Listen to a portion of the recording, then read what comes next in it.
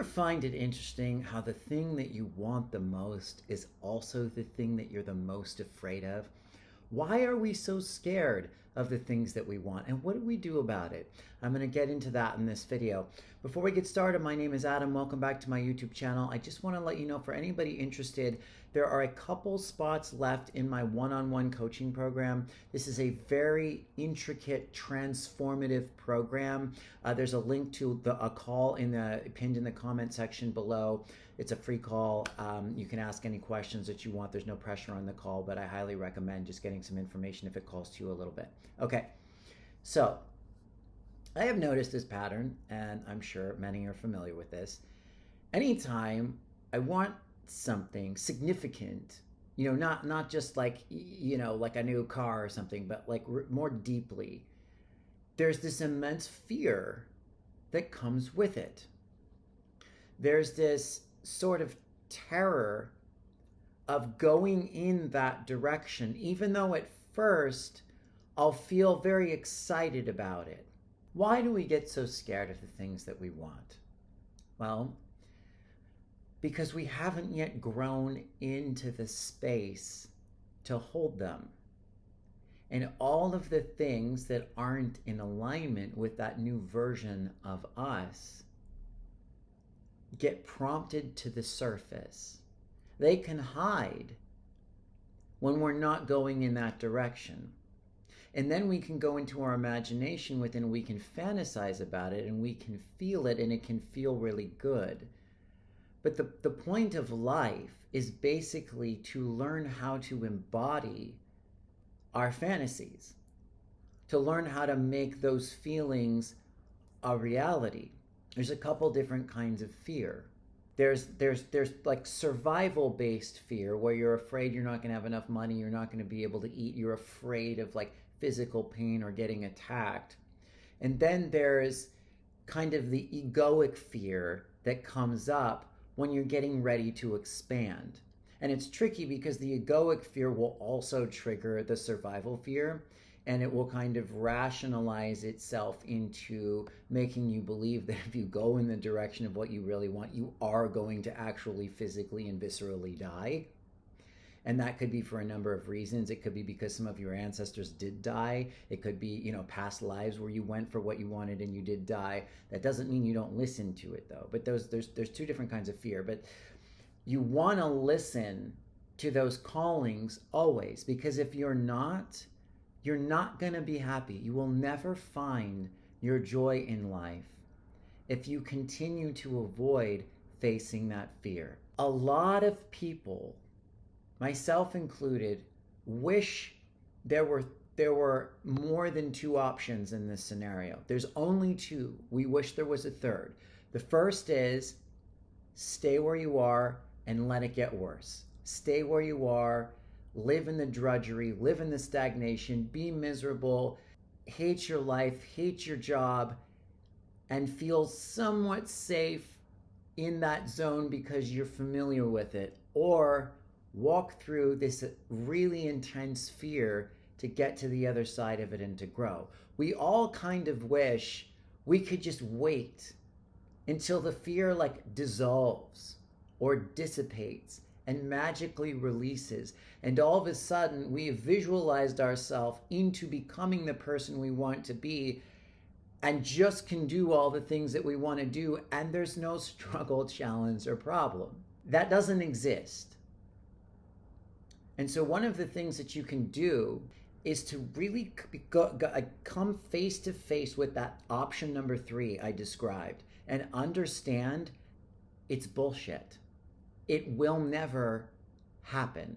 And that's just a hard fact of life. It's a hard reality. But a lot of times we stay in these stuck cycles because we don't really call out the delusions and acknowledge them, and we don't accept them. So there's a little piece of them that stay in the dark underneath the surface, and they're kind of continue to influence our subconscious thinking and behavior and create these, illusions that one day something will magically happen.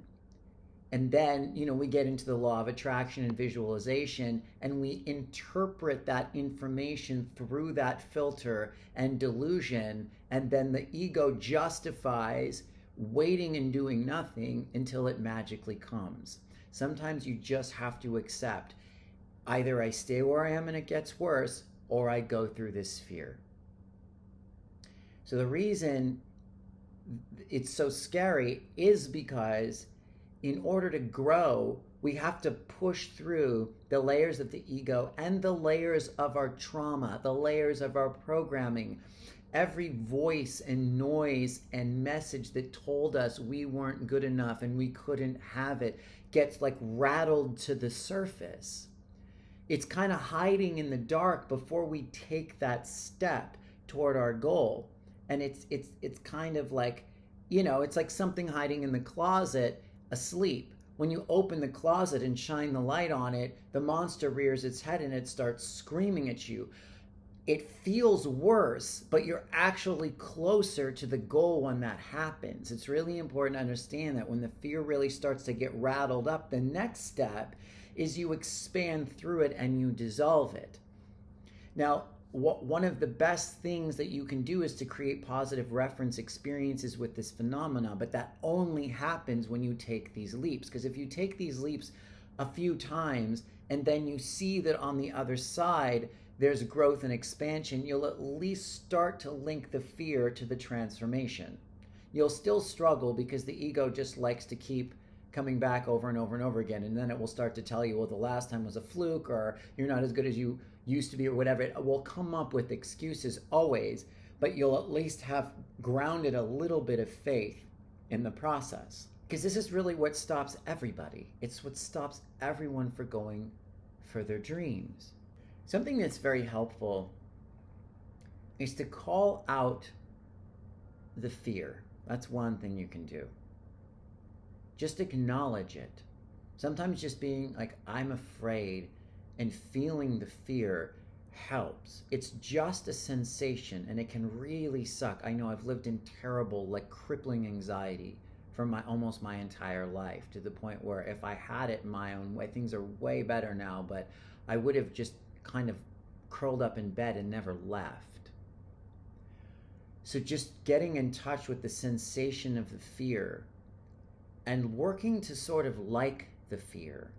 Like, what if you could train your mind to start to like it? Sometimes you just need to know that liking the fear is a possibility, that the fear is a sign that you're alive. It's a sign that you're going in the right direction. And also know this, that the darker the night, the brighter the star. This is something I don't get a lot of kitchen magnets, but I had that magnet on my refrigerator for years. Because energy works in such a way that the more you expand in one direction, the more you expand in another. So if you're a little bit afraid of something, you maybe only have a little bit of a potential to be good at it. So the more you know that the more fear there is, the more darkness there is or was, the more potential you have to be amazing at that thing, or to conquer it, or to create a lasting impact. It's just how energy works. Sometimes really kind of reaffirming that to yourself will help a lot. So get in touch with the fear, feel it in your body, give it space. See if you can train yourself to like it. Give yourself permission to like it, and know that it's there to show you your greatness. The fear leads to your greatness.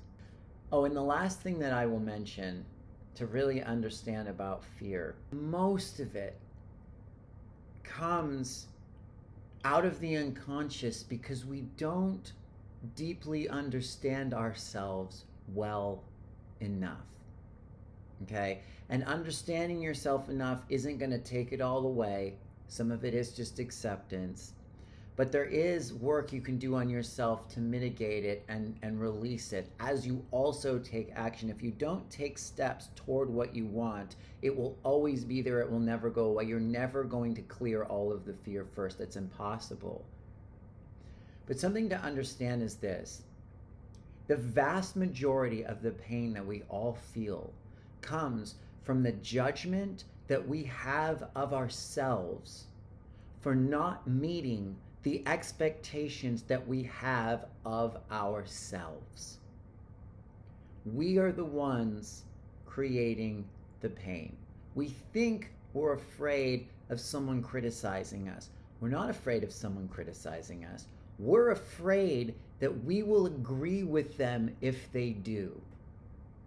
If you truly don't agree, it won't bother you. If you have no expectation and no judgment, there's really no pain. Even if you had expectation but no judgment of yourself, there'd be very little pain too. It's good to manage both.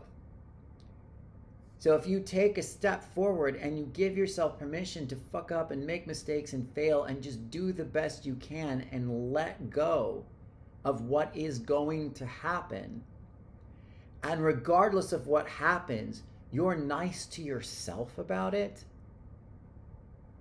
we wouldn't really be so afraid anymore. Yes, there's little pieces of our ancestry that think they're going to die. Yes, there's past lives where you did die. Yes, all that is there also. But that is a huge piece to really start to work with, is your own judgment of yourself and your own expectations of yourself. Nobody's grading you. There's no grades. Your parents might have graded you, your teachers graded you, because they were part of a manipulation to make you feel like you needed to do something to be worthy of love. They were all wrong. The universe isn't grading us. We think we're being graded, and so then we grade ourselves. Fuck grades. Do the best you can and let the rest go. I hope you like this. Please leave any comments below, any revelations, breakthroughs, questions. I have a free book list if you want to download. It's 15 books that help me heal significantly. It's free. It's in the description below. Other than that, thank you very much. I look forward to next time, and peace.